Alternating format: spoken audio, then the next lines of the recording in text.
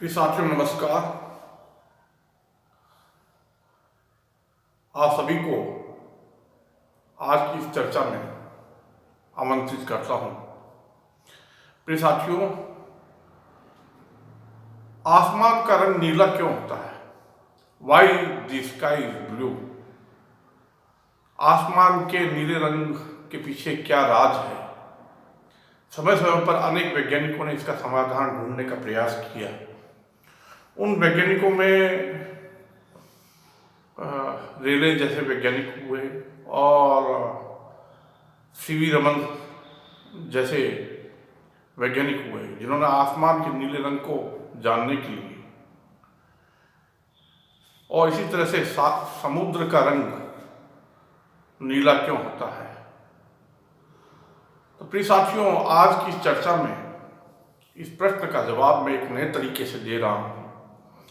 आपके सामने इस प्रश्न का जवाब देने के लिए मैं एक नए तरह से आपके सामने बात रख रहा हूं। सुनिएगा ध्यान से कि आसमान का रंग नीला इसलिए है और समुद्र का रंग भी नीला इसलिए है क्योंकि पृथ्वी का जन्म जो है, वो जो तरीका बताया जाता आज तक कि पृथ्वी का जन्म सौर मंडल के पूरे के जन्म पर टिका हुआ है कि सूर्य का जन्म और तारों का जन्म। तो सूर्य और तारों का जन्म, जैसे कि मैं अपनी चर्चाओं में बताता रहा हूं कि बर्थ ऑफ सन और formation and evolution of solar system, मैं एक नए तरीके से इसका जवाब दे रहा हूं। हमारे सोलर सिस्टम का जन्म नेबुलर हाइपोथेसिस से नहीं हुआ। हमारे सोलर सिस्टम के सभी ग्रह नेबुलर हाइपोथेसिस के अनुसार नहीं बने। एक्रीशन में पदार्थ के टकराने से ग्रहों का जन्म नहीं हुआ, ग्रहों की उत्पत्ति नहीं हुई। तो अब तक हमारे सोलर सिस्टम के जितने भी ग्रह हैं और ब्रह्मांड में, हमारे इस आकाश गंगा में, अन्य तारों में, नासा के केपलर मिशन से अनेक ग्रहों का पता चला है। करीब 3000 के करीब ग्रहों का पता चला है और आगे भी कई अभियानों में ग्रहों की खोज होती जा रही है और होती रहेगी। तो ऐसे कई ग्रहों का पता चला है जो ग्रह पृथ्वी जैसे हैं, पृथ्वी से थोड़े बड़े हैं, पृथ्वी से थोड़े और बड़े हैं, पृथ्वी से इस तरह से हम आगे बढ़ते जाएं तो मिनी नेपच्यून और यूरेनस के बीच के, और यूरेनस और सैटर्न के बीच के, सैटर्न और जुपिटर के बीच के, ऐसे अनेक ग्रहों का पता चला है। इसी में मैं अपनी बात का जवाब देता हूं कि आसमान का रंग नीला इसलिए नहीं है कि रमन इफेक्ट के कारण या रेले ने जो अपनी बात कही, लॉर्ड रेले ने, इस कारण से आसमान का रंग नीला नहीं होता है। तो आसमान का रंग नीला क्यों होता है? क्या कारण है इसके पीछे? आसमान का रंग नीला इसलिए है कि हमारे पृथ्वी का जन्म एक नीले ग्रह के रूप में हुआ, ना कि एक हॉट रेड स्टेट के रूप में। जैसा कि गर्म और लाल एकदम ग्रह के रूप में पृथ्वी की उत्पत्ति नहीं हुई, बल्कि बृहस्पति के शनि में, शनि के यूरेनस में, यूरेनस के नेपच्यून में और नेपच्यून के सुपरआर्क में, सुपरआर्क से पृथ्वी का जन्म हुआ।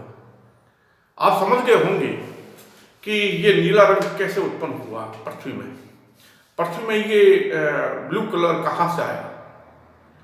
आप देखिए कि अगर आप धरती पर किसी भी स्थान से देखें आसमान को तो नीला ही दिखाई देता है। अगर आप रेगिस्तान से देखें या पहाड़ों से देखें तो आसमान नीला ही दिखाई देता है, समुद्र भी नीला ही दिखाई देता है। अगर धरती से बाहर भी निकले तो पृथ्वी नीली दिखाई देती है। वॉयेजर ने जब पृथ्वी का हजारों लाखों किलोमीटर दूर से फोटो लिया तो कार्ल सैगन ने भी यही बात कही कि ब्लू डॉट, यानी पृथ्वी एक नीला ग्रह अंतरिक्ष से भी होता दिखाई देता है। चंद्रमा से भी पृथ्वी नीली ही दिखाई देती है। इसी प्रकार से अगर आप देखें मंगल ग्रह से या दूर से देखें, जितने अध्ययनों से पता चला है तो पृथ्वी का रंग नीला ही दिखाई देता है। अब बात आती है कि पृथ्वी का ये नीला रंग कहाँ से उत्पन्न हुआ। देखिए, कन्वर्जन का सिद्धांत जो मैं प्रस्तुत कर रहा हूँ, ट्रांसफॉर्मेशन की थ्योरी जो मैं प्रस्तुत कर रहा हूँ कि नेबुलर हाइपोथेसिस गलत है, ग्रहों का जन्म ऐसे नहीं हुआ। तो जिस तरह से यूरेनस और नेपच्यून के बीच के हजारों ग्रह मिले हैं और नेपच्यून और मिनी नेपच्यून के बीच भी हजारों ग्रह मिले हैं और इस तरह से मिनी नेपच्यून मिले हैं और इस तरह से सुपर आर्ट जैसे कई ग्रह मिले हैं, तो धीमी गति से इस तरह से ट्रांसफॉर्मेशन के कारण पृथ्वी का रंग नीला है। ये मुख्य कारण है, ना तो रमन इफेक्ट के कारण, ना रमन के इस सोच के कारण कि आसमान का रंग नीला। तो आसमान का रंग नीले का होने के कारण के पीछे कारण ये है कि Uranus, Neptune, mini Neptune, super Earths और इस प्रकार से पृथ्वी, तो पृथ्वी का जो नीले रंग का अस्तित्व आया या आसमान जो नीला दिखाई देता है, उसके पीछे जो मुख्य कारण है, जो मेन कारण है, जो अब तक जिस पर किसी ने गौर नहीं किया है, जिस पर विचार नहीं किया है, हमारे इस ग्रहों के जन्म के नए सिद्धांत के अनुसार, जिसके अनुसार नेबुलर हाइपोथेसिस गलत है और सोलर सिस्टम का जन्म ऐसे नहीं हुआ, ना ही उसका विकास ऐसे हुआ। हम कहते हैं कि हमारा सोलर सिस्टम पहले बड़ा था और बड़ा था और बड़ा था और बड़ा था। इस तरह से हमारा सोलर सिस्टम बहुत बड़े आकार में था और सिकुड़ते सिकुड़ते और सिकुड़ते सिकुड़ते छोटा होता गया, ग्रह भी छोटे होते गए और जितने भी सोलर सिस्टम के प्लैनेट हैं, चाहे जुपिटर हो, सैटर्न हो, यूरेनस, नेपच्यून, सुपर आर्क से पृथ्वी का जन्म हुआ। इस तरह से मंगल है दूर से, तो मंगल भी एक समय नीला ग्रह था। वैज्ञानिक इस बात को सोचते हैं। तो पृथ्वी के नीले रंग का होने के पीछे कारण ये है, ना कि रमन इफेक्ट के कारण, जो रमन बताते हैं कारण कि वाई स्काई इज ब्लू। आसमान के नीले होने के पीछे कारण ये है, ना कि और कोई कारण।